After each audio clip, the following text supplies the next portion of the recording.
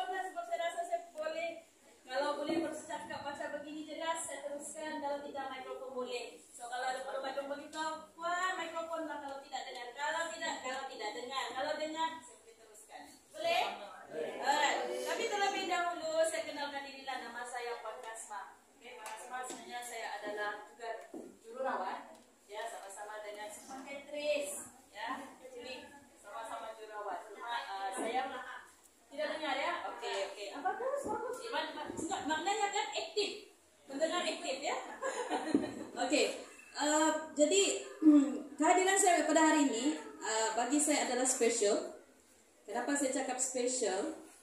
Kebetulan seiring dengan kami punya target bagian penjagaan warga emas untuk memulakan atau mencari church yang mana first kita akan pergi untuk mempromosikan warga emas. Dan saya sungguh tidak sangka tempat bos saya lah, laki saya lah, yang sana-sana itu saya punya abang-abang ipar itu kan.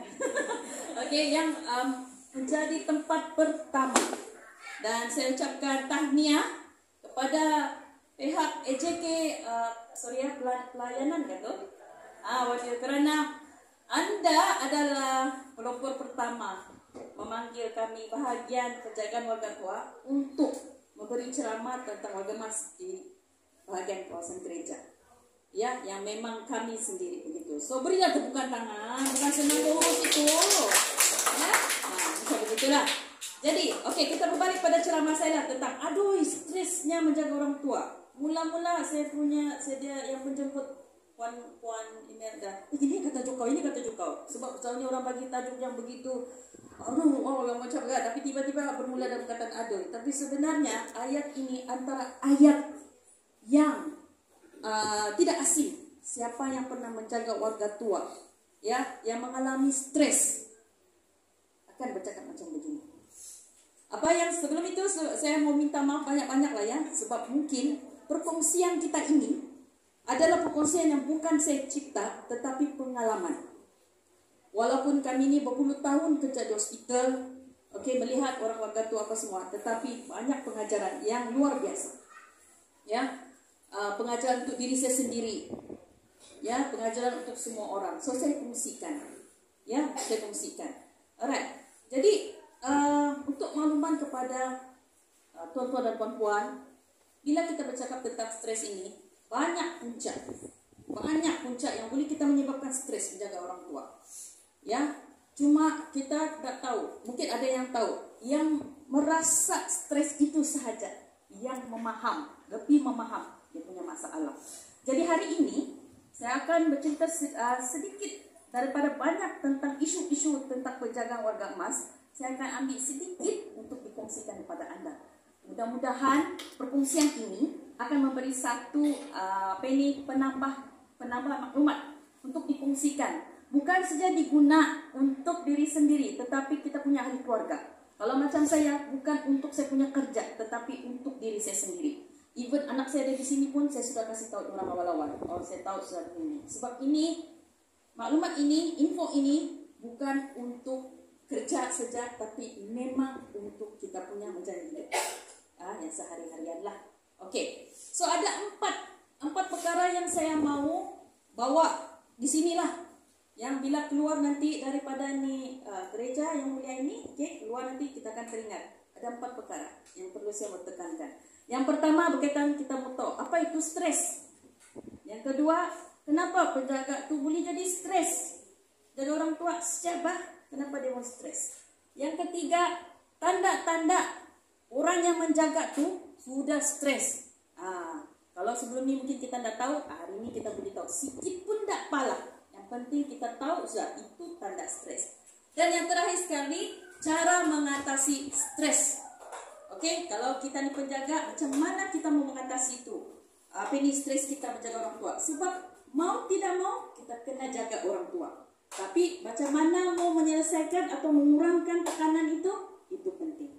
Ya. So maknanya hari ini saya menekankan penceritaan stres lebih kepada penjaga. Ya, penjaga. Kenapa mesti saya cerita pasal penjaga? Sebab di dalam hospital kami kan banyak kes kami yang akan admit semula. Admit ni maksudnya balik. 1-2 hari balik. 1-2 hari balik. Oke, yang kami kesan lagi, sebab kami ini banyak buat penilaian ataupun kita panggil assessment. Kami akan nampak kesan-kesan pendarahan. Ada. Aku cakap memang serius, betul. Tapi tidak, yang lain saya maklumat saya rahasiakanlah sebab atas faktor-faktor ini undang-undang ya. Jadi kita tidak mau berlaku yang macam begitu. Sebab benda-benda yang begitu, penderaan di kalangan dalam keluarga sendiri itu kita tidak mau. Ya, sebab besar impaknya. Besar impaknya kepada pesakit itu, kepada diri itu penjaga juga. Jadi memang sangat-sangat kesan besar kepada penjaga yang mengalami stres jaga orang tua. Jadi kita kena tahu apalah penonton stres. Oke, stres ni merupakan respon fizikal, emosi dan juga mental yang berlaku kepada seseorang jika dia punya keinginan tuntutan dia tidak dipenuhi. Kita ni terus terang saya cakap, kalau kita dibagi sesuatu buat benda tu, kita sudah buat, oke, kita buat saja. Ada masanya kita akan mau berhenti sekejap berehat. Sebab penat.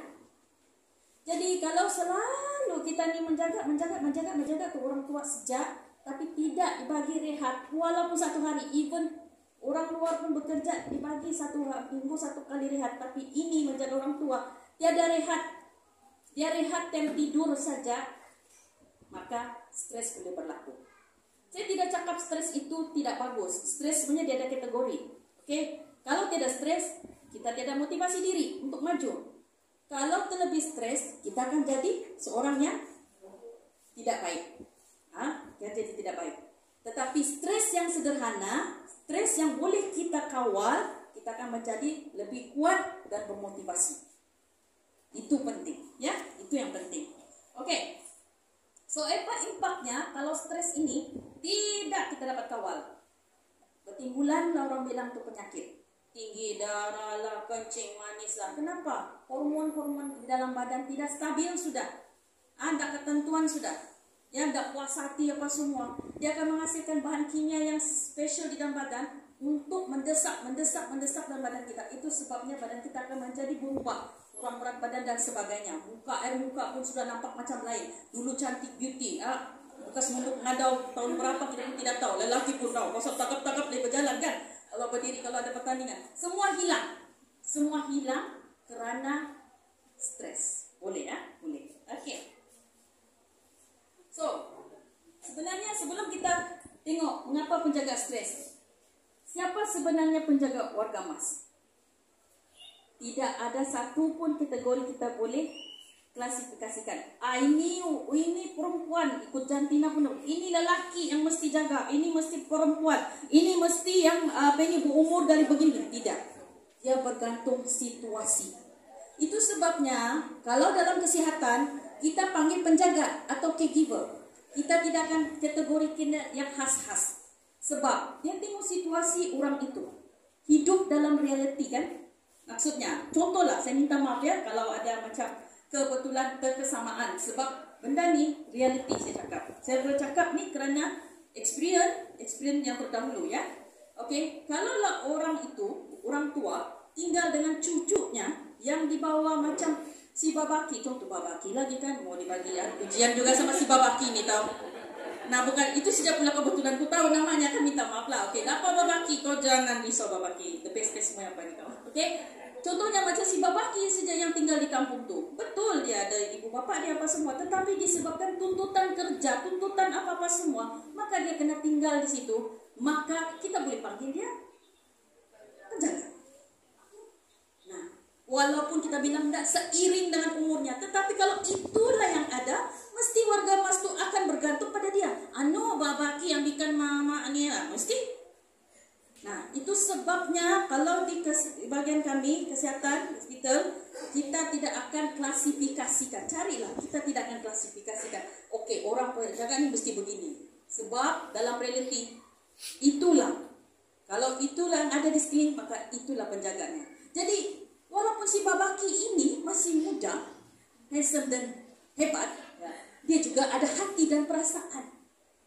Ya, apalagi yang orang sudah dewasa. Ya, ada hati dan perasaan.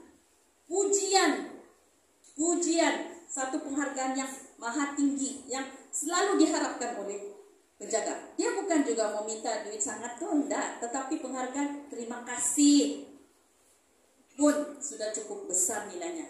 Besar tuh jadi dia kambang-kambang. Besok saya masak kosong ayam. Nah, si penghargaan itu. Alright, tapi sebelum itu mari kita lihatlah kenapa ada penjagaan ini stres. Ada 5 poin, sebenarnya banyak.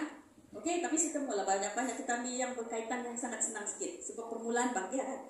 Yang pertama, keperluan penjagaan bertambah. Apa maksudnya nih keperluan penjagaan bertambah? Oke, kalau dia sudah katakanlah perempuan, oke, yang sudah berkahwin, dia ada anak.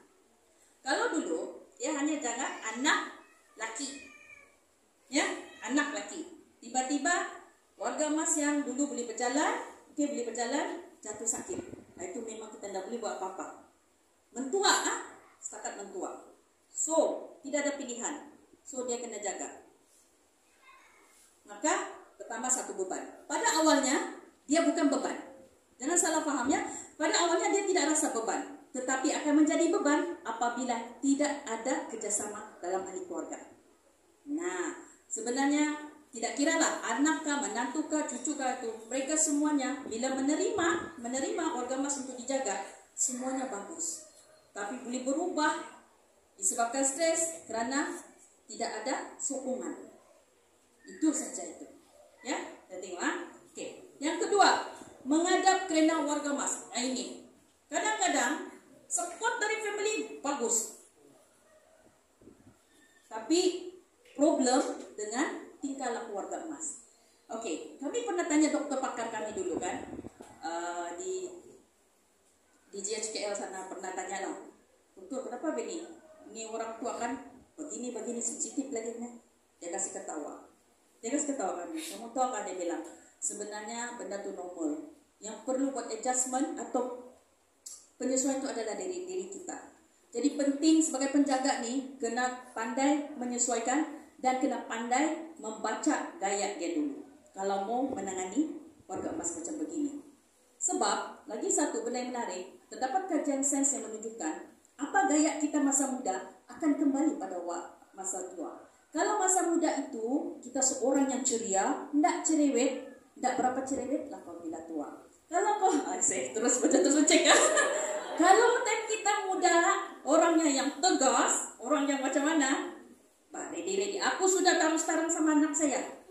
Saya memang gitu, ya. Kita maknanya saya menerima hakikat kesediaan fizikal mental anak-anak saya untuk menjaga saya, ya, untuk menjaga saya dan untuk menjaga asma saya. Begitu. Ya, sebab untuk membantu untuk kurangkan proses supaya dong faham awal-awal tentang bagaimana apa kejadian. Benda ni kita tidak sedar. Walaupun saya sendiri sudah ada belajar tentang tu, saya bagi tahu anak saya masa tu lama lagi. Umur saya pun masih tidak sampai 45 ke atas. Tapi sekarang ni apa yang terjadi? Anak saya memerhati. Okey, memerhati. Mami, kalau dulu kau sama bapak, mami yang paling muda. Sekarang ni macam lain-lain mami tu. Macam mami mau balik sudah pergi, mami cerita dulu gaya mami. Nah, aku pun terus aku pun begini-gini sama saya punya laki. Meninguk tu budak. Kedapatan kita punya muda-muda gitu. Tapi apa yang penting kan? Kenapa perlu kita bagi tahu supaya membantu untuk orang yang bakal menjaga kita faham. Sebab kita ni tidak akan sedar apa kita buat. Orang yang melihat itu akan sedar. Dan kalau dia baik hati, dan dia pandai cara memberitahu sama kita boleh buat penerimaan kita mendengar dia punya maklumat itu kita boleh terima. Tapi kalau dia tak pandai itu pun susah juga. So communication di situ juga ya. Yang ketiga, kesihatan penjaga sendiri kurang baik. Yalah macam saya cakap, penjaga ni tak semestinya orang muda. Ada yang memang sesama orang husband and wife. Kalau lagi satu orang itu ada masalah pendengaran, yang satu ada masalah lupa, masalah, bully juga stres. Katakanlah kalau dia punya suami itu jenis yang peka, dia peka. Ini bini dia pun sudah berumur, tapi sakit kan, suami berbaring. Jadi bila dia mau bercakap tidak mendengarkan, hari pertama mungkin dia okey, tu si bini. Hari kedua boleh tahan, oke dia. Hari ketiga silap-silap berpukul dorang laki bini di sana. Ya, memang. So itu juga keadaan kesehatan sendiri juga boleh mempengaruhi. Maknanya penjaga itu mungkin dia ada masalah penyakit dia sendiri, sakit dia sendiri. Orang yang menjaga ini dah semestinya sehat. Tetapi disebabkan keadaannya itu telah memaksa dia supaya untuk menjaga. So itu juga akan boleh lama-kelamaan menyebabkan penjagaan menjadi stres. Kalau tidak ditangani, ya, sebab sakit itu pun bukan dia minta. Ya, sakit minta. Sebab poin di sini dalam stres nih, saya punya target ialah mau bagi tahu kita dan diri saya sendiri, kita tidak boleh menghilangkan itu stres, tetapi sekurang-kurangnya kita boleh mengurangkan itu stres, bukan mengurangkan stres. Ya, oke. Keempat, masalah keuangan. Nah, kalau cerita pasal masalah keuangan ini, short, dua siapa kataannya, tapi sangat jelas. Ya, apa yang saya explain? Masalah keuangan. Bukan kita bilang hidup ini semua bergantungan tentang duit, tetapi kalau tidak ada duit susah juga mau bergerak, betul kan? Nah, jadi itu pun juga boleh dijadikan faktor kenapa penjaga boleh stres. Oke, yang kelima, masa hadapan yang tidak dapat ditentukan. Betul. Kita akan tertanya-tanya, apa akan jadi pada saya sama ini orang tua? Sampai bila dia mau hidup, takkan saya doakan dia mati cepat kan? Begitu, tidak bagus pula. Nah, begitu. Jadi kadang-kadang itu satu hal lagi. Yang kedua, kadang-kadang membuat keputusan. Ya, bila dia mau dibawa pergi ke hospital, kan, tiba-tiba lah dia sakit yang turun. Kamu membuat keputusan. Dia ni ada lagi anak dia itu ini, tapi tidak ada sama kamu. Katakanlah kamu anak nomor 1, yang anak 2, 3 dan seterusnya tiada di situ. So, orang tua ini perlukan rawatan lebih, yang memerlukan tanda tangan. Cabaran juga tuh, serba salah. Nanti takut kalau kau buat keputusan, sekarang memandai-mandai. Tidak buat keputusan, dokter menanya. Itu juga boleh buat keputusan. Keputusan juga boleh menyebabkan mempengaruhi seorang untuk beli stres. Walaupun dia nampak kecil, tetapi sesiapa yang merasa menjaga dalam situasi itu akan rasa impak dia yang sebenar-benarnya. Ya, itu juga. Nah, yang seterusnya, keenam, konflik ahli keluarga. Okey, bila cakap konflik ahli keluarga ni biasalah dalam adik-beradik apa semua. Tetapi jika tidak terkawal pun boleh juga menyebabkan stres. Dan selalunya tidak kiralah apa masalah konflik. The first place lah orang bilang yang isu kita, yang kita tengok bila kita buat counselling, kita dapati masalah yang selalu orang hadapi adalah komunikasi. Masalah itu memang macam-macam, tapi satu saja untuk supaya mereka berfaham sama-sama tu kan, antara adik-beradik ataupun tak kisah mau menjaga hati. Sebab dialah yang lebih mengenal dia punya adik-beradik, adik keluarga dia. Okey, dan dia pun mempunyai beban dia sendiri. Kita pula sebagai bukan penjaga sangat, tapi kita support juga sesuatu. Kadang-kadang kita sendiri juga perlu bertanya, tidak mau menunggu orang yang bercakap. Tunggu saja. Ya. So ini yang saya nampak kah? Ini yang saya nampak, ini yang kita pengalaman. Saya rasa ada ahli-ahli di sini pun mungkin ada yang sama, tapi sebenarnya bukan niat untuk apa, tetapi macam saya cakap, ini adalah perkongsian di Hospital Queen. Ya, kalau kami sebab Hospital Queen Geriatric hanya satu di Sabah, setakat ini di Queen 1 saja ya. Alright. Nah, yang seterusnya yang ketujuh, pengurusan masa. Bila sudah kita menjaga orang tua ni, kita lupa sudah untuk diri sendiri. Kalau lagi kita ni pada nak pinak, ada anak, ada apa semua. Bukan kita tidak sayang sama kita. Kita ni ada, tidak kira lelaki perempuan, ada satu perasaan sacrifice, berkorban. Biarlah itu dulu, janganlah dulu makan, kasihlah dulu dia ni anu. Okey, mula-mula ya, bagus. Tapi kita perlu ada pengurusan kita sendiri untuk diri sendiri. Kalau tiada, mati karat. Kalau tiada pun boleh jadi isu. Jadi maksudnya di sini apa yang saya coba mau sampaikan, kadang-kadang bagus juga kalau kita tidak terlalu perfect. Ya, bagus juga kalau kita tidak terlalu perfect. So kalau terlalu perfect, terlalu tinggi kita punya target, bila jatuh susah. Ya, susah. Konflik akan memang berlaku. Alright. Nah, mari kita lihat apalah pun tanda-tandanya orang tu stres. Saya kasih pecahin 3. Physical, okay, dia punya tingkah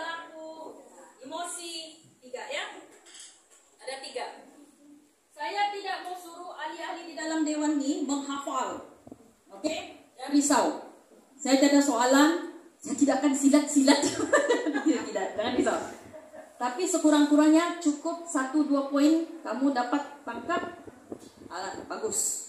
Okey? Kalau dari fizikal, tiba-tiba kita ada rasa gemetar, berpeluh tanpa apa-apa, boleh juga menjadi tanda-tanda awal yang kita ada mengalami masalah emosi. Tetapi stres atau bukan stres, itu ada ujian saringan dia. Nah, saya tidak cerita sini tentang ujian saringan lah. Sebenarnya ujian saringan itu semua klinik kesehatan ada. Cuma tidak popular, dipopularkan. Even di klinik Tenggilan ni ada nih. Ya, tapi tidak dipopularkan. So, ini antara beberapa tanda-tanda stres dari segi fizikal. Gemetar, berpeluh, rasa seram sejuk. Rasa seram sejuk bukan jumpa hantu. Dia lain saja. Okey?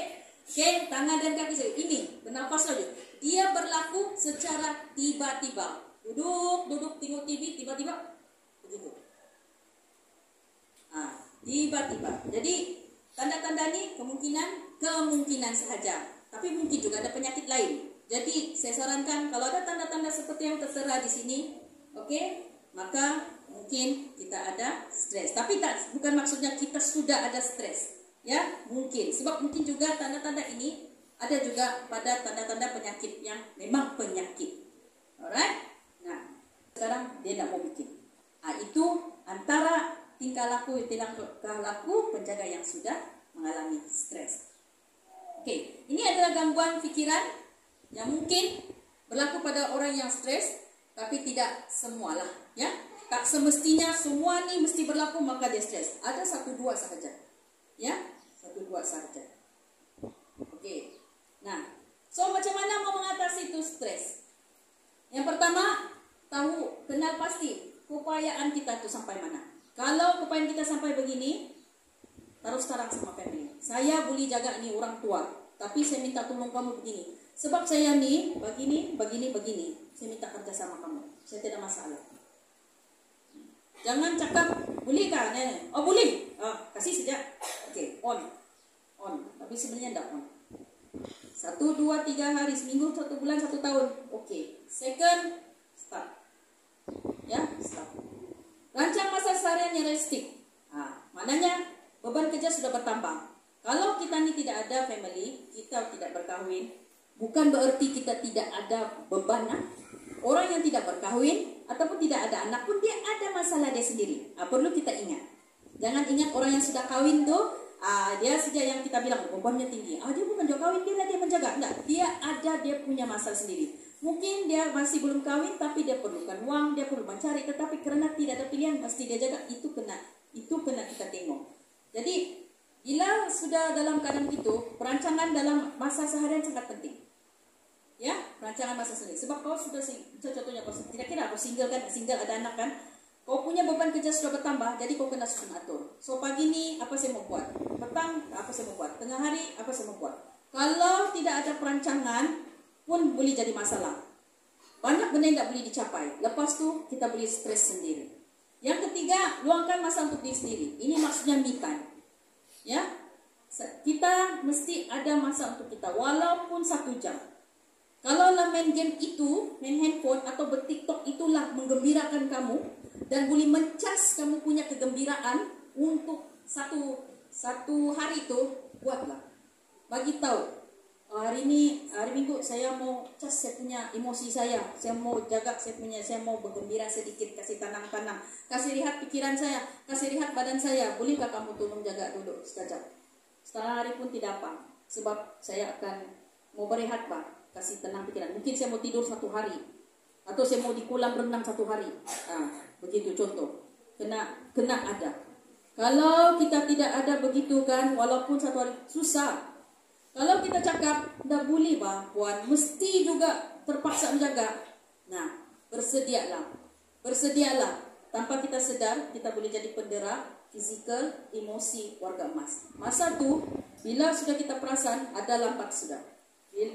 Banyak lagi konflik yang besar akan berlaku. Bukan siapa penjaga warga emas itu, penjaga family pun akan turut terjejas. Ya.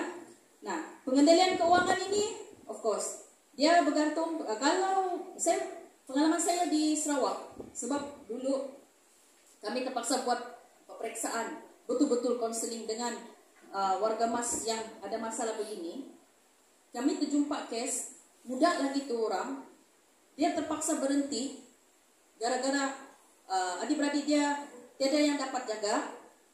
Dia set up gaji dia kumpul untuk 6 bulan.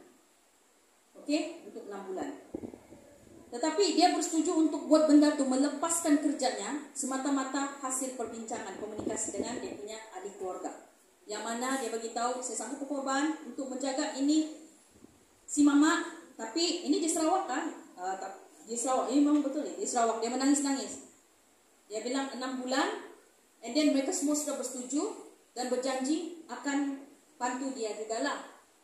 Sebab kita nih kadang-kadang bagi duit untuk orang tua itu saja, pampersnya apa, tapi untuk yang ini enggak kita ingat.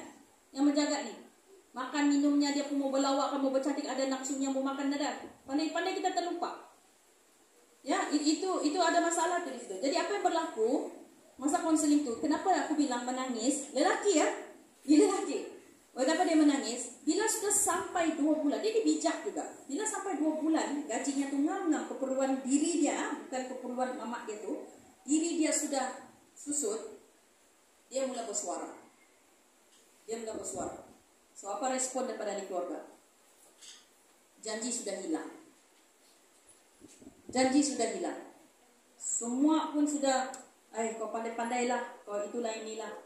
Atau masa tu sedih juga lah. Itu budak itu lelaki lah kan, dia bilang. Sampai dia ada satu tahap hilang kesabaran dia. Macam dia mau kasih tinggal saya mamanya tuh di situ.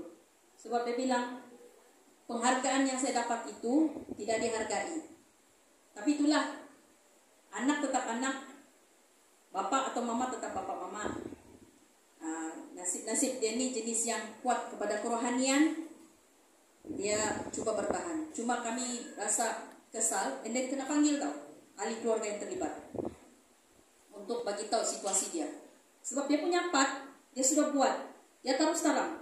Ahli keluarga yang tak mau menolong. Keuangan saja, bukan yang apa, keuangan saja punya pasal. Itu pun.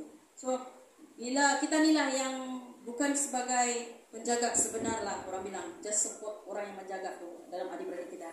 Kadang-kadang keperluan penjaga itu kena kita tengok juga. Mungkin dialah, hendaklah kita dapat bagi dia seperti pendapatan dia yang dia mau. Tapi sekurang-kurangnya ada di makannya, ada di minumnya, ada bikin dia beli air mineral, ada bikin dia beli untuk gula-gula. Masa dia me time tuh, percayalah, besar bagi dia si penjaga. Oke? Nah, seterusnya, ini amalan agama berterusan. Macam saya cakap lah, apapun masalah kita berbalik kepada Tuhan, ya, untuk keputusan masing-masing. So kepada penjaga-penjaga di sini, sama ada yang mau mengaku atau tidak, ataupun ada pengalaman, kamu adalah hebat, kamu sangat hebat, sebab kamu berani mengangkat ini tanggung jawab amanah dari Tuhan. So teruskan. Yang keenam, penyesuaian kepada perubahan cara hidup baru.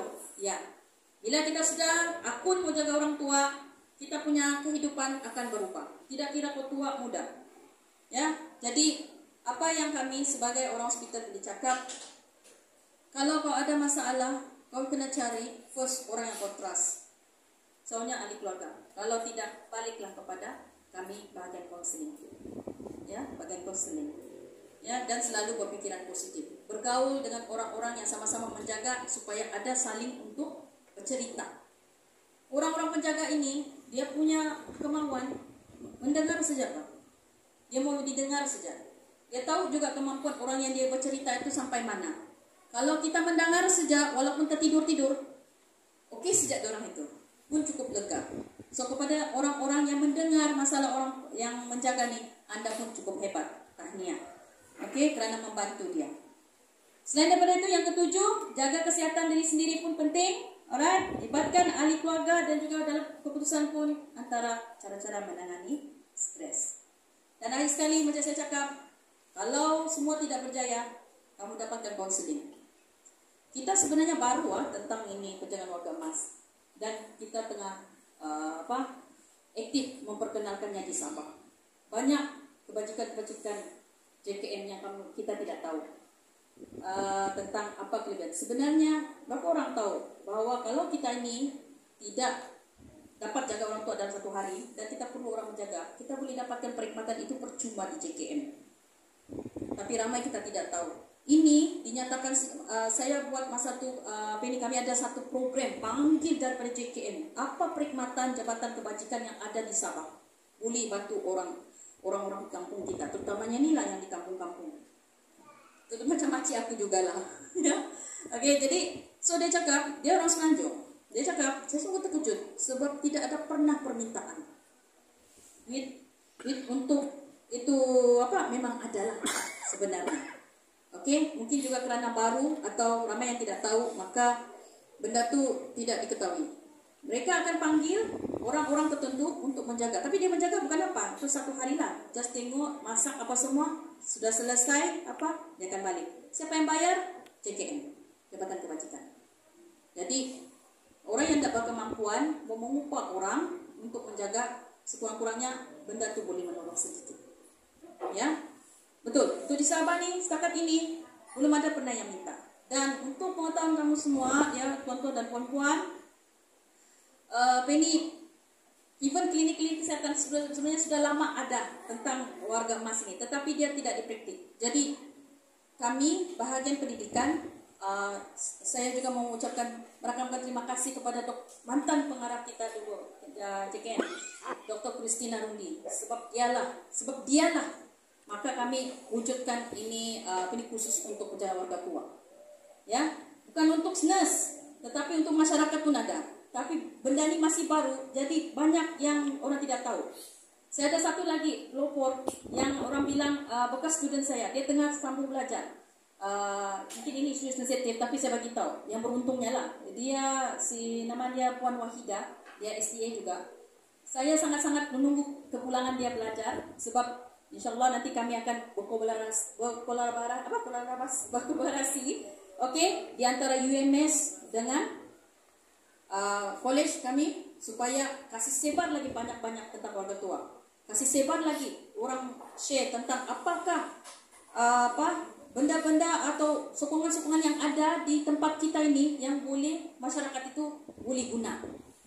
Ya, sebab dia kadang-kadang kita perlu bantuan daripada komuniti itu sendiri. Ya, dan salah satunya ialah yang kami nampak ialah peranan gereja. Ya, peranan itu masjid-masjid tu. Itu sebabnya aku cakap doa kami betul-betul diperkenankan, dan ini adalah saya kira the first church yang kita share, dan insyaallah saya akan bagi tahu semua student-student saya. Okey, kami sudah ada 4 batch, akan sebarkan maklumat ini.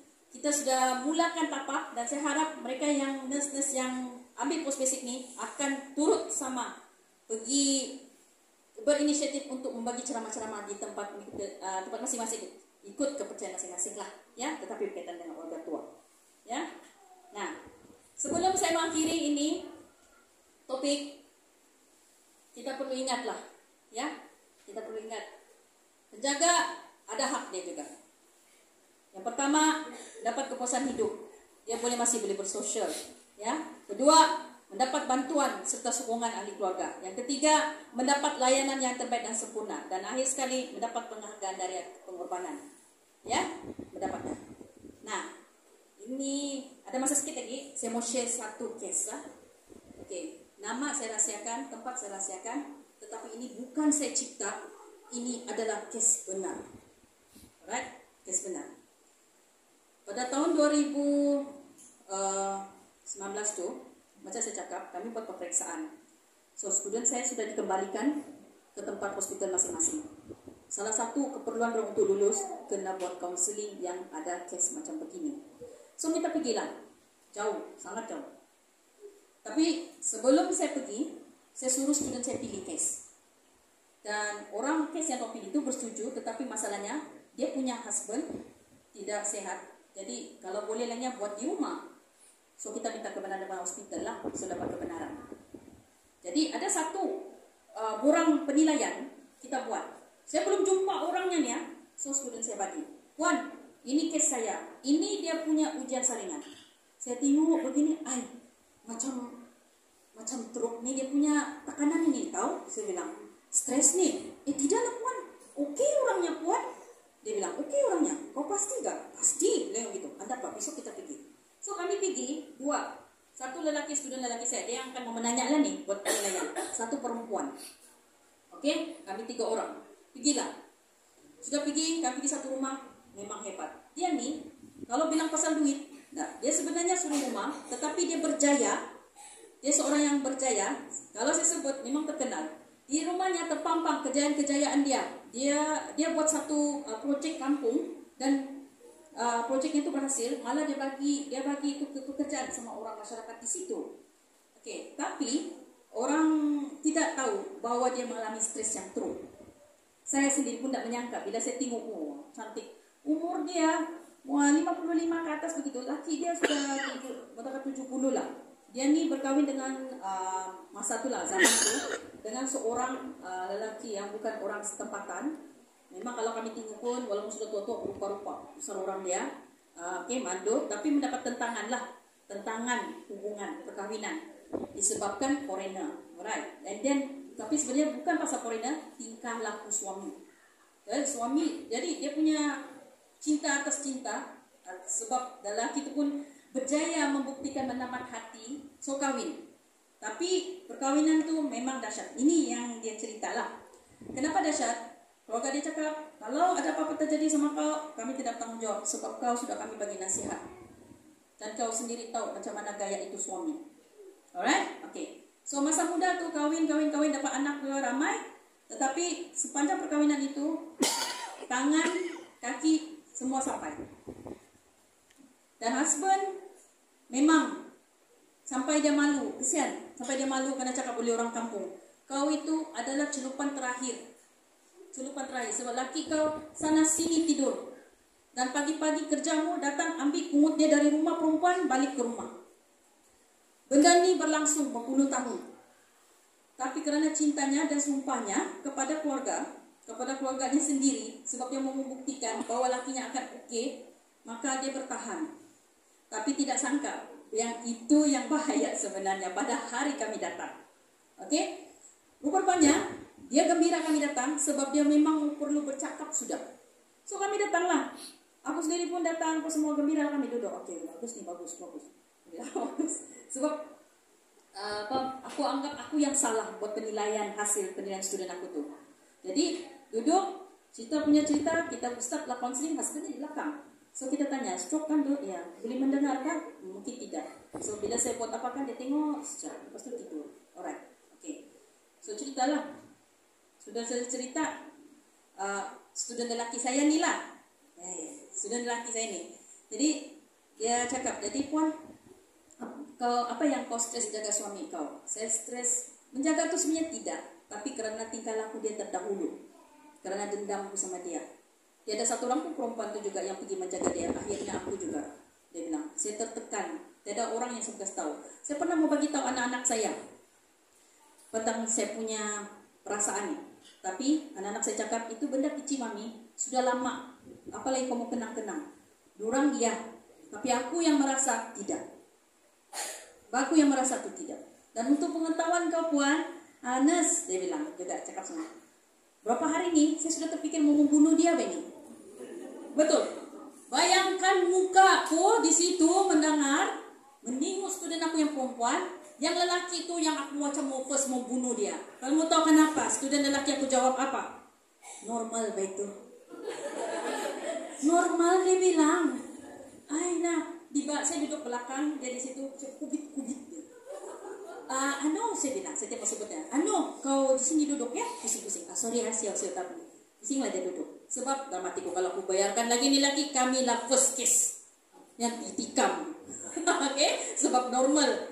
Dia bilang. Jadi lepas itu kita tanya, cakap-cakap. Jadi apa perasaanmu bila sudah pernah kau meluapkan begini-begini? Saya senang hati sedikit. Syukur pada Tuhan kamu dihantar. Kita aku bro. Saya memang tidak boleh tahan. Tapi saya tengok Puan macam seorang yang kuat. Ya dulu, tapi sekarang tidak. Saya memang tidak. Duit saya boleh cari sendiri. Dari saya tidak ada bekerja sampai saya bekerja. Tapi apa yang saya mau, satu benda saja. Sudah, kami besar mata sudah. berhati-hati apa mau cakap. Sekali kan? Oke Puan, kalau kau tidak terasa terbeban, boleh Puan bagi tahu saya apa kau mau. Dia cakap, minta maaf. Daripada siapa Puan? Laki saya. Tapi saya tahu laki saya tidak boleh bercakap sudah. Jadi Puan masih ada niat untuk membunuh? Saya bilang, sebab Puan sudah ada komunikasi, sudah ada bercakap. Dia diam saja tuh. Betrip juga kami. Takut juga kami. Itu laki dia. Kami. Tuh kan. Jadi dia diam. Dia betul, dia diam. Kalaulah, saya cakap, saya pancing dia lah. Sebab takut juga kan. So bila kami tinggal, rumahnya tuh jauh-jauh. Ini bagus lagi nih. Kalau rumahnya tuh di sini, kelapa sawit, sana lagi. Ini lah batu. Silap-silap kami di situ. Ya, polis. Ya, kesilap. Kalau ikut betul-betul peraturan, bila satu orang cakap pasal itu, kami mesti bagi tahu polis buat laporan. Sebab itu akan mengancam nyawa. Jadi masa itu, itulah kesilapan yang saya belajar. Melanggar undang-undang. Oke? Jadi masa itu, apa yang terjadi? Dia cakap, dia lama. Dia bilang kan, saya tahu, dia bilang, macam tidak ada harapan saya mau menunggu perkataan itu daripada laki saya. Kalau saya tengok dia ni baliknya, dia bilang kesian juga sebab dia tidak bercakap apa semua. Terus saya punya student pun masuk campur lah. Dia bilang, ya paham juga kami itu Puan. Kalau mau cakap terlebih paham tidak juga. Sebab kami tahu Puan lah lebih merasa. Gitu. Tapi maukah anak-anak Puan kami panggil? Sebab Puan tadi cakap, Puan ada sudah bercakap sama anak-anak, tapi Puan dorang ambil mudah apa yang kau cakap. Jadi kami bantu kau dari segi itu kah? Gitu. Dia bilang, setakat ini tidak, tapi kalau ada nanti kami mau panggil. Tapi terima kasih banyak-banyak sebab kamu tempat saya meluang. Dia bilang, sebenarnya bukan senang untuk saya bercerita ini barang. Dia bilang, saya baru kenal kamu berapa menit. Dia bilang berapa jam. Nah, tapi saya rasa tak boleh tahan sudah, jadi saya perlu. Ya begitu. Nah, tengok, kalau kita tidak mau, dia perlu orang mendengar saja. Perlu orang mendengar. So selepas itu kami pun balik. Tapi memang saya marahlah dengan saya punya student lelaki itu. Sebab dia cakap normal. Saya bilang kalau dia datang shotnya, aku bilang 4 orang kita di sana. Saya bilang pekubur. Saya bilang duduk. Sorry lah, saya cakap yang tapi ini memang betul nih, betul. Oke, jadi bisinglah. Yang student perempuan aku bisingnya. Kau lebih baik kau jangan cakap apa normal. Lebih baik kau diam saja. Itu perempuan kalau sudah begitu diam saja. Ini kau cakap bagi normal begitu. Iya, saya bilang. Kau jaga kau. Kalau kau cakap begitu, bini kau pun sama juga ibu kau. Iya. Cepat kau bawa kereta, lari kita. Baliklah kami ke hospital. Ya, kena buat laporan. Dia nak boleh sembarang. Kena buat laporan. So kita keluar minta izin tau. Ya, ketika dia minta izin. Kalau ikut betul dia kena datang. Jadi lepas itu, lepas tu berusaha bercakap. Dia berusaha bercakap dan perkataan itu apa dia main? Ada perkataan sorry.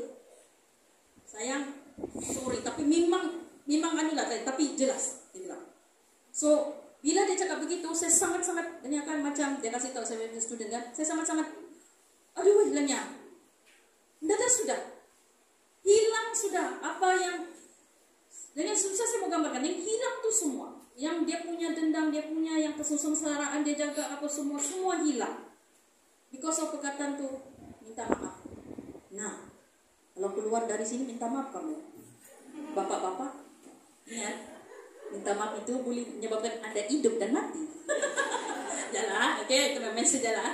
Jadi, tengok, powernya tuh, di sini apa yang saya coba tekankan ialah, kita mungkin tidak boleh buat apa-apa dengan dia, tetapi sekurang-kurangnya, mendengar itu pun boleh membantu. Oke, so, itu saja dari saya. Terima kasih kerana masih sedar, tidak mengantuk, sebab, so, saya akhiri sesi ini dengan ucapan terima kasih. Marilah kita tepuk tangan bersama-sama. Oke? Sebab kita sama-sama mendengar, belajar sesuatu dan saya harap Anda semua enjoy. Alright, thank you.